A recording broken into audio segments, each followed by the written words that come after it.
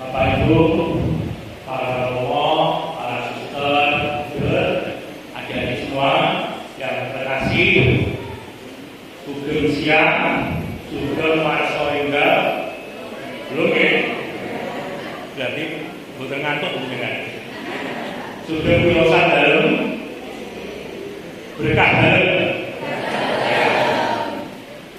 Tadi sudah diperkenalkan, nama saya Budi Bambang. Saya asli dari Boto Batu Reno, tapi ibu saya dulu dibesarkan di Mentong. Setelah bapak ibu saya meninggal dunia, dimakamkan di Mentong, Gudang Purung Mentong, dekat sini. Yang makamnya di tengahnya ada rumah, di dalamnya itu jejer-jejer bapak ibu dan jimbab-jimbab. Saya di situ. Saya lahir nomor 16 dari 18 bersaudara. Apa wonten sing gabungan kuwi kepolongan. Nek wonten kula gendong buku mriki ngantos terminal ono kiri. 18 anak, saya nomor 16. Adik saya nomor ada 2, 17 dan 18. Nah, sering saya setiap kali kalau saya seringkan semuanya, pasti nanti sampai sore tidak selesai. Nah, pakai poin-poin. Lalu nanti apa yang saya alami? Yang pertama, semua ini kagungan dalam Gusti. Semua ini adalah milik Tuhan. Nyawa, harta, benda, kepandaian, keterampilan, anak, suami, istri itu milik Tuhan. Kita itu hanya menunggu sementara. Kados tukang parkir. Tukang parkir itu kok nggih nunggoni namung sedelo. Nek mobil dijupuk, tukang parkir ora oleh delo. Nek dijupuk mobil karo sing duwe.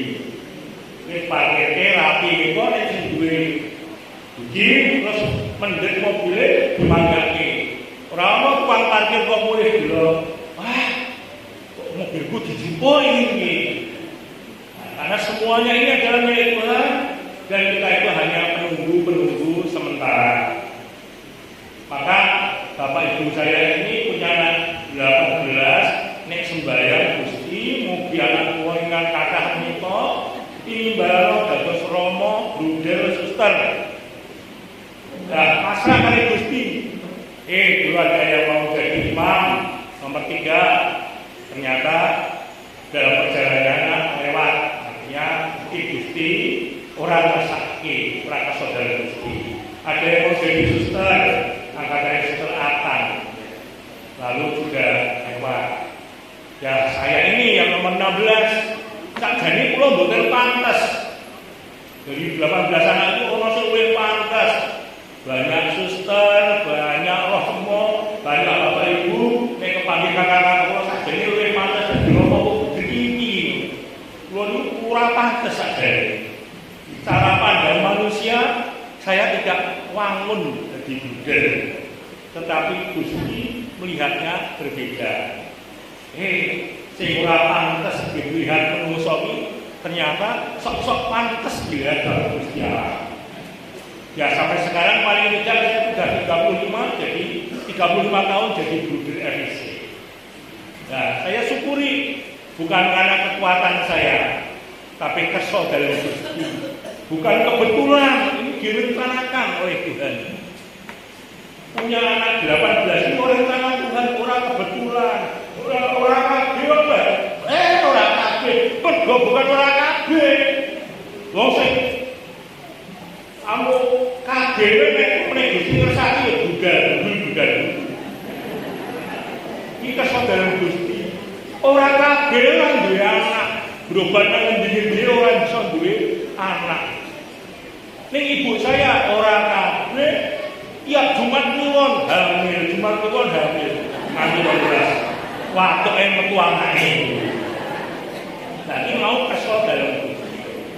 Maka Bapak Ibu ya kabeh mau wis kesel dalam Gusti. Nek Gusti kersake ora kurang marga. Nah, angkatan saya dulu mau jadi budel yang screening kurang lebih 8 masih ada SPG, sejak SPG itu ngirim 25, ngirim 20 untuk tes screening masuk Google. Hampir 100 calon Google. Yang diterima cuma 21. Cuma 21 yang diterima. Dari 21 itu mereka yang nanggalan, sing isih namung kula piyambak. Sing paling elek. Mari anak-anak kata kula ati-ati yo. Tapi admi saking catatan dari rumah uyah kurang-kurang pinter-pinter kabeh ning ora tekan nggone. Bukan karena kekuatan manusia, karena ini kekuatan Tuhan. Manusia itu apa kekuatannya? Kan dia apa manusia. Kalau saya terbang dari Kupang sampai Ruteng, aku ndelok nang ngisor iki nek ilang wis ora ono sing golek-goleki. Betapa kecilnya manusia itu di hadapan Tuhan. Dan Gusti ini paling gede yang kita muliakan itu kabeh kesaudara. Kayak tak pikir-pikir kok iso lho. Kok iso? Nek kon baleni meneh, ngangge kekuatan saya kon baleni ora gede banget. Wis pokok-pokokan pisan aku ora iso. Enggak. Kon mikirkan meneh kalau biyen. Karena bukan kekuatan manusia. Bukan kekuatan yang lain. Teman-teman saya yang beragama Afrika yang lain itu kekuatannya tak berdiri apa kekuatan saya itu dari sana itu. Kalau kekuatan manusia tidak memungkinkan. Ini yang saya alami. Budel bapak kok jadi budel itu sampai serius. Mau budel suster mau bedanya. Yo kerso dalam Gusti. Waktu itu saya juga penasaran. Nek Romo aku tahu dulu. Suster wis bolak-balik dulu. Mesti hubungan sangat banyak suster yang tidak hubungan dengan suster. Suster Yanti kok bener pakai hidung kok suster lanang lho. Ora boleh kaya aneh. Sikile yo ngambah lemah barang. Lah, guru sapa? Guru gampangnya tak jawab. Guru kuwi suster ning laki-laki kan. Suster ning lanang. Lah suster itu guru ning wedok ngono wae.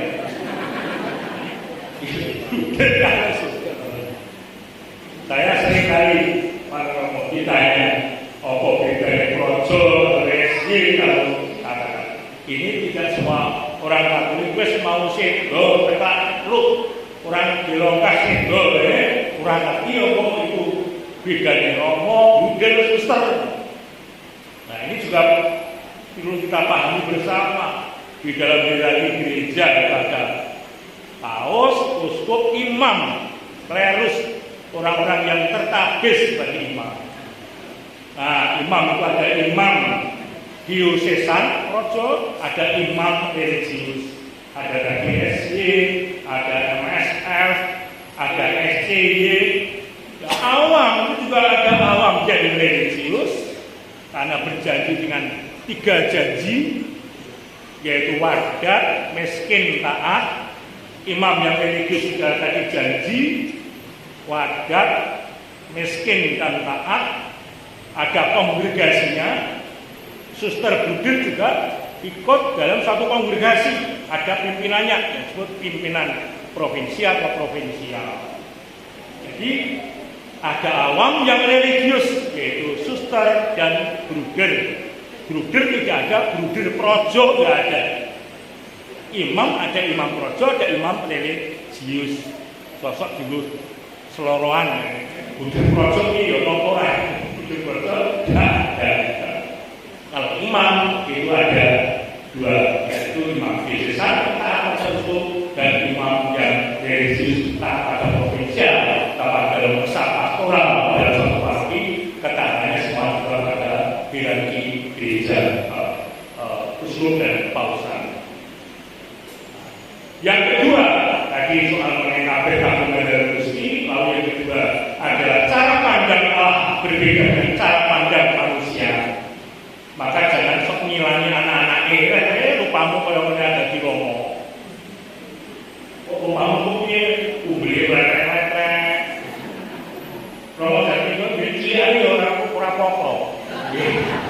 Apa meneh Romo Ladi ya. Romo Ladi cilik itu dadi wis cilik.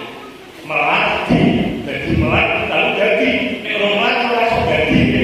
Nah, setelah melati kadang-kadang orang tua itu dari guru-guru itu kadang-kadang juga ngilani murid-muridnya. Kamu ada di suster. Sopo saya pilih. Cara pandang Allah berbeda dengan cara pandang manusia. Rencana Allah berbeda dengan rencana manusia. Termasuk juga ditimbangi dari Gusti. Saudara-saudari saya nomor 1 dipanggil Tuhan, nomor 2 dipanggil Tuhan, nomor 3 dipanggil Tuhan, nomor 4 dipanggil Tuhan, nomor 5 persiapan. Ini urutanku ini. Nah ini pasti melu keluarga mereka keluarga berdiri Pak. Nah ini pensiunan guru. Nah ini wes siap nek dipanggil Gusti. Wes nyepake kok nek aku dipundhut Gusti kanggo seragam ibu-ibu BK. Kaos tangan disiapin, kaos kaki disiapin gitu. Ini Gusti Allah ora kersake ditimbali nomor 13. Kaget loh, aku lo mati kok nomor 13 dijipo. Nah, dosa juga, guru juga. Ini tetap bersiap-siap nomor 5 itu. Orang nyokok tahun 2021 kakak saya nomor 15, nomor 14 dipanggil Tuhan. Guru satu guru saya. Baru siji lho, papat nomor 12, nomor 14. Aku mikir-mikir kok malah mendekati saya ini.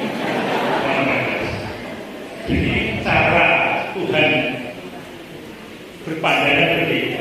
Termasuk rezeki Bapak. Bapak itu tidak usah khawatir. Anakku gur loro ora apa, terus sing ngopeni sapa? Aku wis ra kuat. Gusti Allah punya komitmen. Nah, ini lho Pak. Kadang-kadang kita tidak punya komitmen, tapi Tuhan itu mempunyai komitmen. Bukan pamit bersama teman. Ya, punya komitmen terhadap kita, setia terhadap kita. Kalau saya dipikir soal rezeki itu mesti ono. Bukan apa yang kita inginkan, tapi apa yang kita butuhkan. Jadi kalau ini keinginannya, Bapak itu keinginannya warna-warna. Bapak Ibu saya, kita sendiri semuanya ini juga keinginannya warna-warna. Tapi kadang-kadang tidak butuh. Maka Tuhan juga akan memenuhi kebutuhan kita, bukan keinginan kita. Nah, maka tidak usah khawatir kalau terakhir Bapak Ibu ada ibadah dari imam, juga suster. Gusti itu maha setia, punya komitmen, harus nyukupi saat hari. Ini yang kami alami. Jangan nanti anak nomor 12 rampung. Nanti saya ditekoni nomor piro nih Pak, nganti lali Bapak. Itu nomor piro. Kok ngerti-ngerti rampung lho Bu. Nah, berarti anak nganti rampung kurang krasa. Bilang manajemen Allah. Kalau manajemen manusia, hitung-hitungan kalau Gusti Allah, nganggo hitung-hitungan akuntansi ekonomi mesti awake dhewe kekurangan terus. Termasuk yang putra putri ini yang nanti ibadah Romo Buddha Sutra nganggo hitung-hitungan Gusti ora ono. Tuhan memberikan kemurahannya kepada kita itu tanpa batas. Yang terakhir, yang juga saya alami, Tuhan memberikan kepada saya kemurahan yang tidak bisa saya katakan apa. Semenjak saya jadi guru, tugas menjadi guru di sekolah luar biasa. Saya mimpin yayasan Tamu Luhur. Saya dimintai para yayasan pendidikan Katolik dimanapun juga membantu Kementerian Pendidikan Nasional kaitannya dengan bidang-bidang guru dan tenaga kependidikan. Orang wes-wes sampai sekarang ini. Ya tentang kurikulum merdeka, tentang asesmen nasional, macam-macam. Saya renungkan, saya refleksikan kalau ini kekuatan diri saya sendiri tidak memungkinkan. Ini kemurahan dari Gusti. Srono Gusti nresnani saya. Mungkin Bapak Ibu, Romo Buddha Suster juga ditresnani Gusti bentuknya warna-warna. Nanging sing dirangkul aja barangnya sing diparengke Gusti awake. Mungkin Bapak Ibu diparingi rumah sing apik. Bapak Ibu diparingi mobil sing apik. Sing ditekep aja mobile. Sing dikekep aja sawahe, sing dikekep aja omahe. Nek kuwi sing dikekep nanti gampang kecewa. Nek rumahnya rusak atau terbakar, nek mobil hilang, waduh ora iso turu. Wah, itu kemurahan dari Gusti hilang. Nah, mergo sing dikekep bentuk panjenengan Gusti. Ayo Bapak Ibu, kita ngekep Gusti Allah yang dipeluk Tuhan Yesus yang mengasihi kita. Sehingga barang-barang yang diberikan kepada kita itu nek ilang, nek wis entek ora di menjadikan diri kita menjadi kecewa termasuk kemampuan-kemampuan yang kita miliki. Sekarang ini saya bertugas mendidik calon-calon guru di Atmajaya Jakarta. Ya, semua prodi, bahasa Inggris, pendidikan Katolik, bimbingan konseling, PGSD, dan tiap Jumat saya diminta untuk membantu di sana Dharma di Jakarta di bimbingan konseling dan di PGSD. Ada salah satu suster mahasiswi saya mau tak rekoni bijimu piro suster, isi aku siap belajar. Nah, jadi tugas saya di calon-calon guru, memang passion saya, hati saya itu adalah sebagai guru. Ini srono ngapeti dalam Gusti, kabeh kamu-kamulian dalam Gusti. Kesehatan jiwa raga kita ini adalah milik Tuhan dan untuk kemuliaan Allah. Mari kita bersama-sama bersuka cita menampilkan wajah Allah yang suka cita. Jadi wong Katolik iki sing seneng. Tandane wong Katolik iki sing apik. Pas seneng ane. Wajahe berbinar-binar ora ketok surut. Maka sing dikekep aja saleh penderitaan. Yang dikekep adalah Paskah. Jadi wong Katolik kok bendina Jumat Agung wae. Ora yakin, ora menarik. Cobi romo-romo niku wajah Jumat Agung. Jenengan berbuban ya. Nek ngerti wong Katolik kudu sing seneng, sing menarik. Auranya itu aura yang menarik, wajahnya berbinar-binar. Saya jadi budir bersuka cita, saya gembira. Saya tidak menyesal jadi budir. Meskipun orang gampang, tapi aku seneng jadi budir. Kadang-kadang ditanya, orang berangkatan piye babak nek genak-genik karo sapa? Genak-genik itu karo Gusti Allah. Genak-genik karo Gusti Allah. Kalau Sri Yesus, nek kalau Mbak Sri bubar. Nggih, genak-genik karo Gusti Yesus. Sowan karo Gusti Yesus pada waktune sowan karo Gusti Yesus nyekel rosario karo nggawa kembang wong Katolik kudu mesem. Aja dilekatut seperti orang mau buang air besar. Nggih. Nah, sejak dari kecil anak-anak kita dilatih guyu. Aja kaya duwe loro untu. Nah, maka kalau saya ditanya, "Dit, jenengan iki nang ndi sing mbok wenehke apa? Sukacita." Guru-guru ini ketemu aku, tahu tak pengen, tak pengen, guyu. Ngerti ya? Mungkin aku udah dimarahin, sing dolayan malah guyu. Pergone ngopo? Ya saya, harapan saya bukan hanya soal wajah yang guyu, tapi guru hati kudu seneng. Saya seneng kalau dulu orang-orang Katolik, para imam, budir seperti itu suka kita uripe. Nggih bener Bapak Ibu? Mari, jadi orang Katolik sing seneng, duwe kurang juga sing seneng hati. Dia biasa senang hati. Maklum.